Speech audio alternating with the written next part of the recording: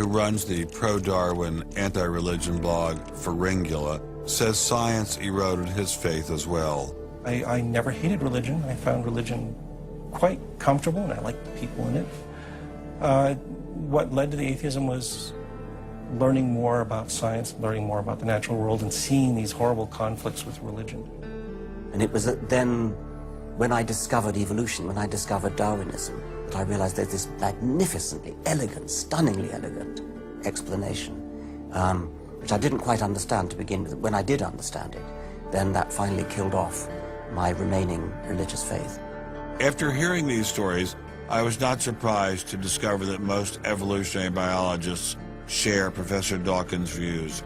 It appears Darwinism does lead to atheism, despite what Eugenie Scott would have us believe. And if you separate out the ethical message from religion, what have you got left? You got a bunch of fairy tales, right? I think that God is about as unlikely as fairies, angels, hobgoblins, etc. Religion, I mean, it's just fantasy, basically. It's completely empty of any explanatory content. And it's evil as well. Half the people in this country think that drugs is what you have to regulate to make us safer, and half the people think guns. That's what you got to regulate to make us safer. But I always think if you're going to regulate one thing that has the most potential to cause death and destruction, religion. You got to start with religion, and Religion is an idea that gives some people comfort, and we don't want to take it away from them. It's like knitting. People like to knit. You know, we're not going to take their knitting needles away. We're not going to take away their churches. But what we have to do is get it to a place where religion is treated at the level it should be treated. That is something fun that people get together and do on the weekend, and really doesn't affect their life as much as it has been so far. So, what would the world look like if Dr. Myers got his wish? Greater science literacy, which is going to lead to the erosion of religion. And then we'll get this nice positive feedback mechanism going, where as religion slowly fades away, we get more and more science to replace it. And that will displace more and more religion, which will allow more and more science in. And we'll eventually get to that point where religion has taken that appropriate place as a side dish rather than the main course. But will eradicating religion really lead to a modern utopia? Let me try to imagine that, and let's let history be our guide.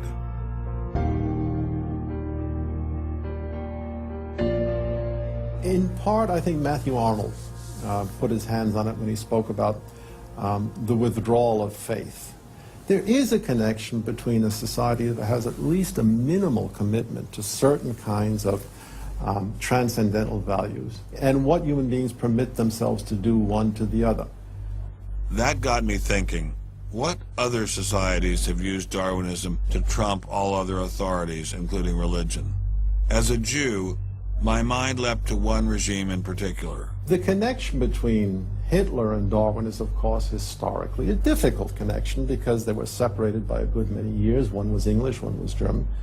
Nonetheless, if you open Mein Kampf and read it, especially if you can read it in German, the correspondence between Darwinian ideas and Nazi ideas just leaps from the page. Of course, you have to add every historical caution. Not everyone who read Darwin became a Nazi. Obviously not. No one is making that case.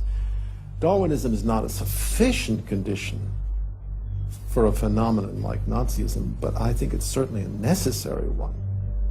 This was a connection I had to explore personally.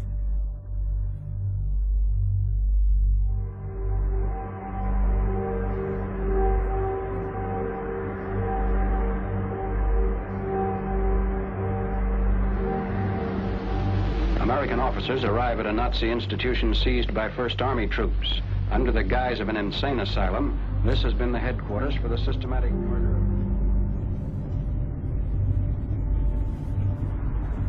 So what is this place? During the Second World War, 15,000 people were killed here. Why were they killed? They were killed because they were people with handicaps, Why kill them? What's the point of killing them? People who were not able to work, people who were not able to live by themselves, that they were useless eaters. Useless eaters. And life unworthy of living.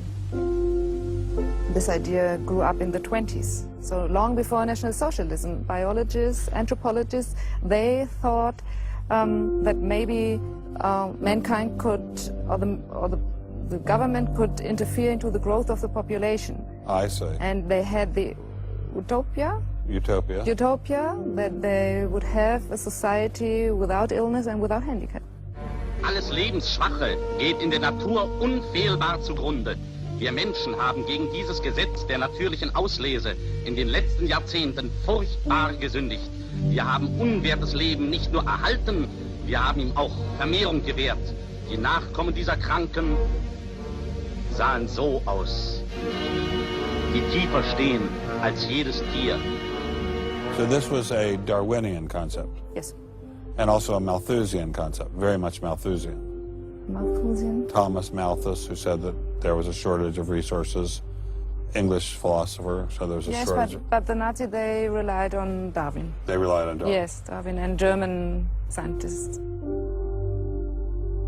Patients were led down this hallway to Nazi doctors who decided who would live and who would die.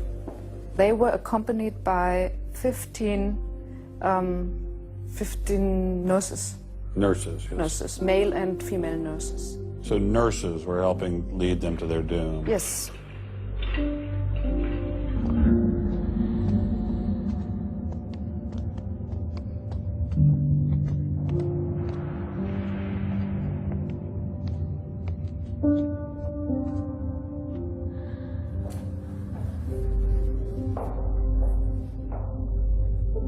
So were the prisoners told they were taking a shower? Yes, they were taking a shower, and here was 1 or 2 showers. So how many people were brought into this room? 60 to 70.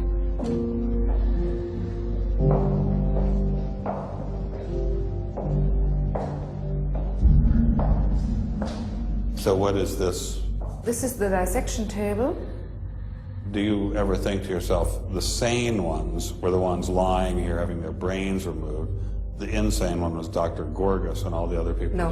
No, I don't think that, because I think those people who killed here, they were very sane, because they had their purposes. They had purposes? Yes. I don't think they were insane.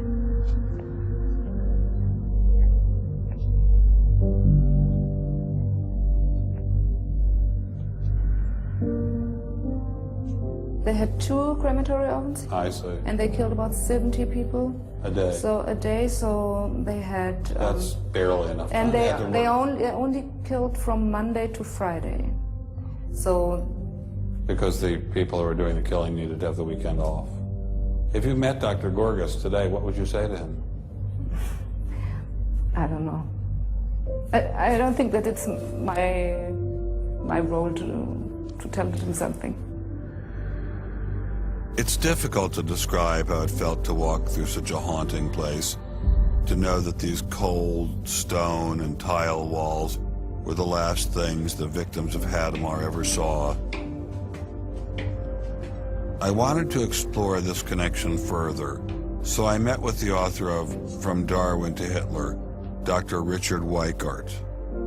Hitler and many of the physicians that carried out this program were very fanatical Darwinists, and particularly they wanted to apply Darwinism to society. Was wir uns unter der deutschen Jugend der Zukunft wünschen, ist etwas anderes, als was die Vergangenheit sich gewünscht hat. Wir müssen einen neuen Menschen lernen. Auf das unser Volk nicht an den typischen Degenerationserscheinungen dieser neuen Zeit zugrunde geht. Many of these people in the 19-teens, 1920s, who were putting forward some of these ideas about racism were considered the leading scientists. These were Darwinists who were taken seriously by fellow academics. It's not to say that all academics believed it. These leading academics, were there any of them who were Americans? There were plenty of Americans who were saying similar kinds of things. Not only were Americans saying such things, they were pioneers in this fledgling science known as eugenics. They thought they could help evolution along by sterilizing the so-called feeble-minded, and prohibiting them from getting married. Physicians who are aware of the history of 20th century American medicine harbor some bad feelings towards Darwinists because of eugenics. And the eugenics, which was an attempt to breed human beings, it was the darkest chapter of American medicine ever. There were 50,000 people involuntarily